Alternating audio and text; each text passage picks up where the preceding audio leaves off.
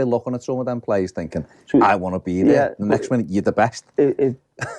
It's mad how quick it changed. Did it? Yeah. So, like for me to go in with Duncan, obviously Stubbsy, obviously all of them who I've grew up watching, and Mark Pembridge, them kinds, you know. But to then go and play with them, train with them every day and play with them, and then so quickly, I remember thinking, these are crap.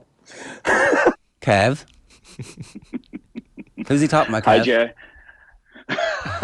Name names. Well, he mentioned Duncan and Stubbsy, didn't he? So it must be those guys, eh? I think he was naming them, safe in the knowledge that it wasn't them. They were the only ones he still has some respect for. When did you get there? Wayne made his debut at the end of that season, so, you know, obviously the famous Arsenal goal, played 2 or 3 games or made a couple of appearances, and then I signed in the summer just after that, so he's probably only played 2 or 3 games when I arrived. All right, so you were one of the new arrivals, and he's like, oh man, look at this, look at what we're getting here. Yeah, I was, yeah. He went to see the manager knocking on the door saying he wants Champions League quality, you know. There you go. I delivered that in 18 months' time after Wayne's gone. So, you know, there was no complaints then, was it? There you go. I love the way the interviewer mentions Mark Pembridge, and Wayne just has a little giggle. Fired. Just a little giggle. You didn't play with Mark Pembridge, Kev, did you? Poor Mark Pembridge sitting there going, what am I doing? No. Well, Mark Pembridge, to be fair to him, he was Wales international. He was a good player. He was, yeah, indeed. But around that time as well, obviously we'd gone in, and the club was definitely in a bit of transition. Wayne obviously went the following summer after that, after the Euros. But it was Wayne. I think we saw the frustration in Wayne every single day in training. I don't know if it was frustration or just the way that he played, because Wayne would hack everybody down virtually every day, and it was a period of the club when I don't really know. I don't think they knew at the time where they were going to be going to. The budgets were slashed on Moisey, and he was having to try to get players in around, you know, obviously lesser wages than Duncan, Kevin Campbell and players like this was on. So it was a tough period for the club as well. But good characters, great characters in that club. There really was, yeah. When you got there, were you impressed or otherwise with the quality of the squad? Like, did you think similarly to Rooney going, actually, I thought some of these players were better? Or were you like, actually, this isn't bad, we could do something here? No, I thought very good players. I mean, you've probably seen the Wayne documentary. You've probably seen the Rooney documentary, the one that they had on Prime, and he says the same sort of thing. He just says it differently. He just said, I knew I was the best player in the club within, you know, 2 training sessions or 1 training session. So I'd heard all that before from him, really, and I think that's just his way, the way that he's trying to describe things. But no, Jerry, they were good players. Really, Duncan was very, very good, probably underrated. Like he mentioned, Stubbsy there, David Weir, Steve Watson, Tommy Gravison. Tommy Gravison was top class. Went to Real Madrid. So no, we had really good players. It's just that Wayne was better than all those good players, you know. Yeah, he was genuinely proper Champions League world class quality. So how long did he stay? I actually don't know. How many years did you play with him? I had 1 full season, the 1 full season with him. And then he was gone after that straight away. So they didn't even hang on to him. Nowadays, you'd like to think that they'd be able to hang on to him for 3 seasons and get to the fringes of Champions League football, use his goals to make some extra money, and maybe keep him. Yeah. That's what you'd like to think does happen. But he was that good, Jay. That was the thing. Even, you know, at 16, 17, when he was in the side there, he was honestly that good. And you were watching him in training every day, and you were seeing the power that he had and how he could, you know, we had Joseph Yobo, Nigerian international, who was probably the quickest player that I would have played alongside. So strong, so quick. Wayne was not quite as quick, but nearly as quick as him, but so much stronger than him. He could just outpower him. And Joseph Yobo had probably played his whole career where he'd been the strongest player, maybe coming through his youth teams and things like that, the quickest player. And all of a sudden, he's got this kid who can just out muscle him, who can just, you know, brush him aside of the ball. And then he's nearly as quick as him. So if he gives Wayne an extra yard like he used to do with certain players, he'd always be able to catch up, whereas he wouldn't catch Wayne because Wayne would get away and finish. So, you know, whatever you brought to whatever your skill set was within any squad, and probably Man United would have seen it as well to an extent. Wayne was better. Wayne had better skill set and better strength, better pace than virtually every player he come up against. So that was the difference that he had. Did he ever hack you in training, Kev, Rooney? Oh yeah, once or twice. Yeah, he did. Honestly, he trained like he used to play, and every single day. And I mean, I think we've had these conversations when I've been on with you guys before. I used to live in between Liverpool and Manchester, so I'd drive over to Liverpool, and I'd probably get in at maybe 8:15, 8:30 every morning. And Wayne was invariably always on the training ground. I think he got out on the training ground at 7:30, 7:45, whatever it was, and he was practicing. He had an unbelievable desire.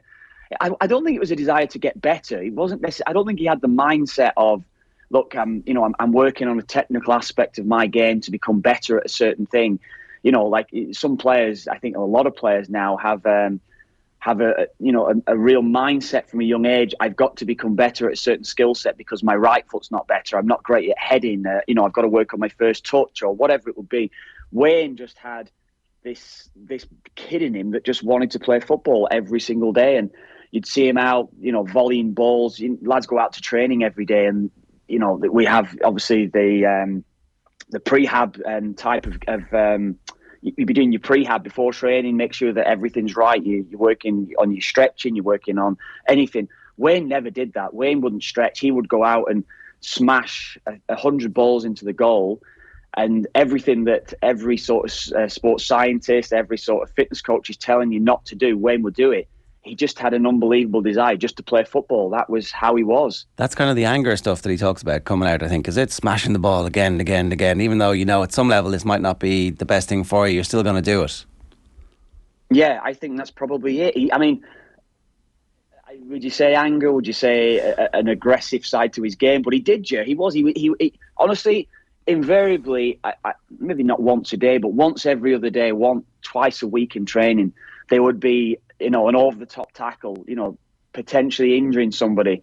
You kind of knew it was going to come with Wayne, and that was on virtually every single player on the training ground. He had that way about him where he played every training session, or the way he trained every single day was as if it was a Champions League final, or if it was an FA Cup final, or a big game that's going to secure you the Premier League title. That was how he used to train every single day, and he would go over the top at times. That's how he was, but that was his DNA. He's obviously a man who, at some point along the way, has got therapy, because he's talked about having anger issues, and that I think in that documentary and various places as well. That wasn't obvious, or was that like in retrospect? Okay, when he was trying to crush these grown men in their 30s who were just trying to make a living at training and potentially end their careers.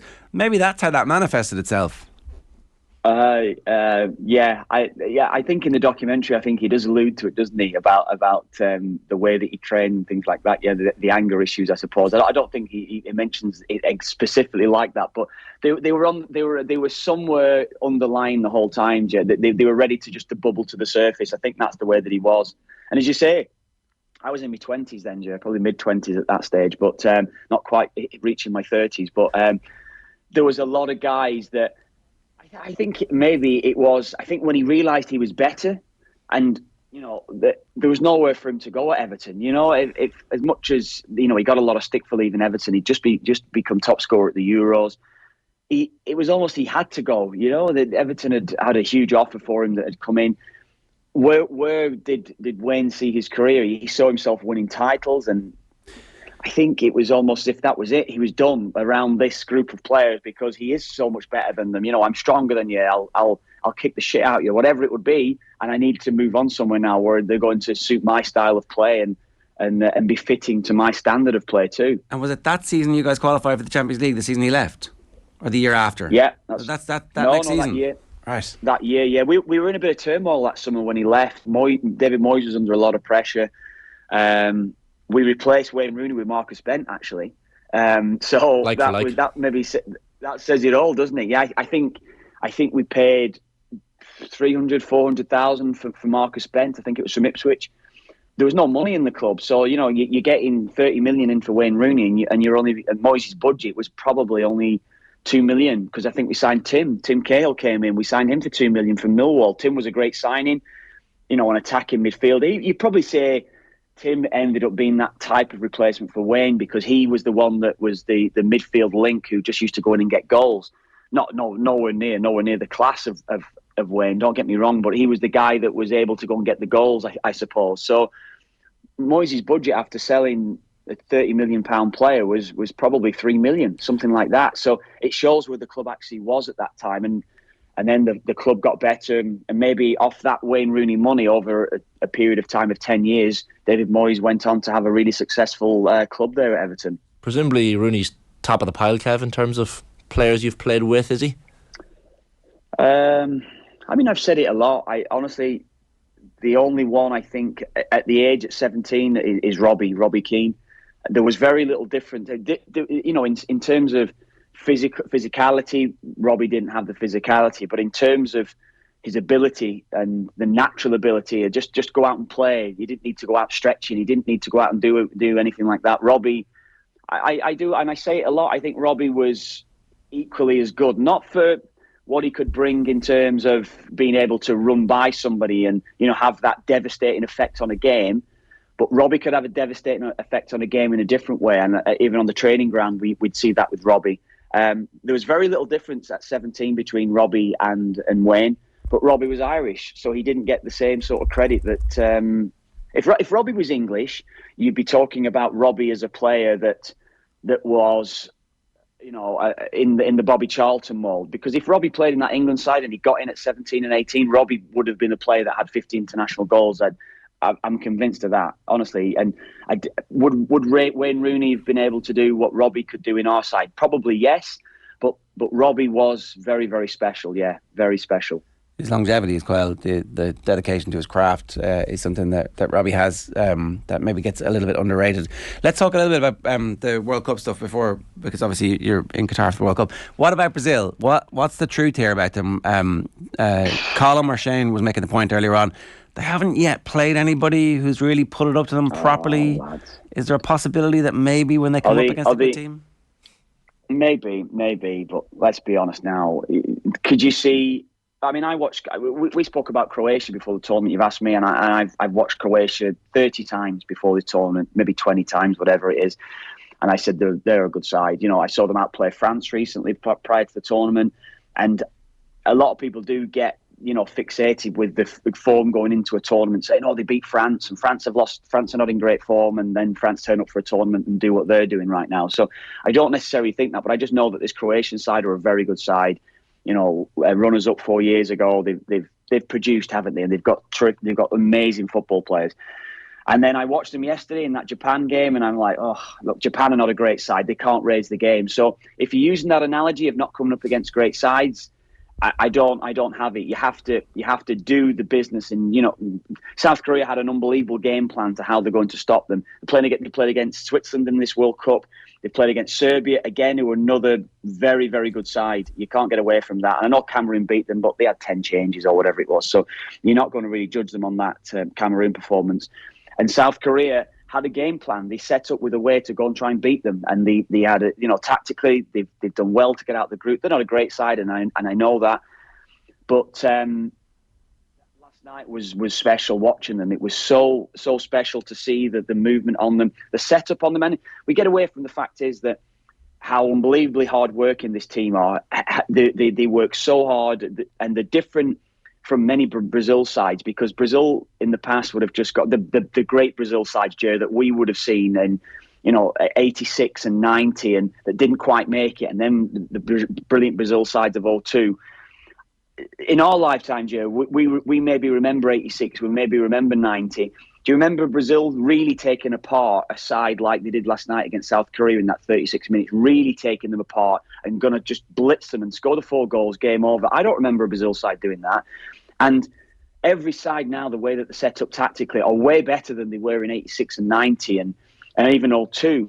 And they were special teams. Don't get me wrong, they're special sides. So I don't take that analogy, no, that they've not played a great side yet. I think sides that have better players will be, and physically will be able to deal with the physical side of it. But look how they set up tactically. They start in a 4-3-3, Neymar as an 8, with Paqueta as an 8. And then they switch when they have the ball. Alisson gets the ball, they switch the system. So they go to 3 at the back. Danilo goes into midfield alongside Casemiro. So they make a 3, it's 3-2, 2-3, I think, if I've got my numbers in my head right. It's unbelievable, the change of system. So So Rafinha goes high wide to the right. Vinicius Junior goes high wide to the left. Neymar becomes a striker. He goes right through the middle up alongside Richarlison. And then the movement in midfield is incredible. So tactically, to stop them actually playing out is so hard. And then when they lose the ball, they've got bodies forward that they're able to go and press the ball quickly, but they always have 4 players back. I talked on it with Joe when I was on him last week. So they're so hard to be counted on. So if you look at a side and they go, yeah, you can get at Brazil, they're sending bodies forward. Watch them. I don't know if you get it maybe with the RT footage there that you're watching if the lads are doing a lot of their analysis on the tactical cam, but it's great to do your analysis on how the setup goes. And you can actually see within that they cannot be counted on. So Korea are all over the place trying to figure out how to stop them when they're in possession, yet they win the ball and they turn and they're swarmed upon straight away. So Brazil are winning the ball back quickly, and it's for the back 4 or the 4 players that sat in defensive position. They don't have to do much running, so that they're conserving energy for if they're able to be countered beyond, and there's a bit of a breakaway. So honestly, I mean, look at the goal that Korea scored. It had to be a worldie to beat Alisson, who made two or three actually decent saves that were long shots. So I don't know. I think this side are the real deal in every way. Honestly, the real deal. They've got the flamboyance, they've got the creativity, yet they've got that real bit of solidity to the team as well. When you're speaking of Everton, the Brazilian third choice, Everton came off the bench last night as well, and Didi Hamann had his comments on television afterwards, giving out about the use of a third choice keeper in a match like that is disrespectful, and the dancing was disrespectful as well. I think Roy Keane echoed that. Don't know what your take on that is. You have to, again, I go back to, I always remember Brazilian sides as a kid. I remember the dancing after scoring a goal, and they're having fun. You know, when are we going to always say that this game is totally, I mean, I wouldn't have been able to do what those Brazilian players do. So if I was playing for South Korea, I'd be pissed and I'd be saying, you know, I'd be wanting to go and kick them. I was surprised I didn't get a reaction from South Korea, that they didn't go around. Maybe that's, you know, in their nature a little bit, those players that you know, that they don't want to go around disrespecting opposition. But I would have been hacking them down as much as I could. Probably would have been of the mindset. And as Irish lads as well, we probably would have had a couple of red cards in that game. But you can't take away as a spectacle watching it. We want to enjoy watching football. We want to see players playing with smiles on their faces. Look at the African side in this tournament doing warm-ups and enjoying themselves. I don't know. I've always, as I said, I've always watched Brazil sides having this enjoyment. It's a spectacle when they score a goal. They appreciate what it means to actually score a goal at a World Cup final, and they want to enjoy it. So I don't think bringing a third choice goalkeeper on is disrespectful, because everybody wants to play the World Cup, and Chichi, the coach, has recognised that and give them a game. And even I even saw that Chichi getting involved in celebrations was disrespectful. It wasn't. The players are playing for him, and you know, he looked embarrassed doing it, didn't he? He was embarrassed, but he just wanted to have a bit of crack with the lads, and that's all he was doing. So, yeah, it was a bit like that, wasn't it? And the lads will be laughing about that now, and they move on to the next game, and it's high spirits, ready for who they play now as well. I just forgot now. Croatia. And let's be honest, talking about Croatia, I think they're going to destroy Croatia, because they don't have the energy in the side. A few aging legs that's in their team. They struggled against Japan badly. So I'd like to see them continue to enjoy themselves. Why not? I'm convinced it's a generational trauma and Catholic guilt that means Irish players never celebrated in that style. Kev, were you ever tempted to just let loose and throw out a wee dance? Well, it's because we can't dance. I think probably if you look at us, as we're stiff men, aren't we? We struggle to actually, as you said, we have the dad dance. Okay, we celebrated our goals well enough. It might have been the celebration after the game had finished, and I think that's how we like to do it. You know, Shane. Of course. Yeah. There's no point going furiously dancing. Good songs. Yeah, good songs. Good songs. Of course. Kev, you're a fan of Morocco. Tonight's your night. I think so. If Spain play well, they'll probably beat them in Spain. But I that was my one pick for that. I think we've, you know, as much, I heard Adrian saying it the other day, as much as we want a shock or two in a World Cup, when you get to the last 8, you want these matchups that we've got up to now, don't we? We've got incredible games for different reasons. So, you know, Europe against South America, the big nations against each other. We want that.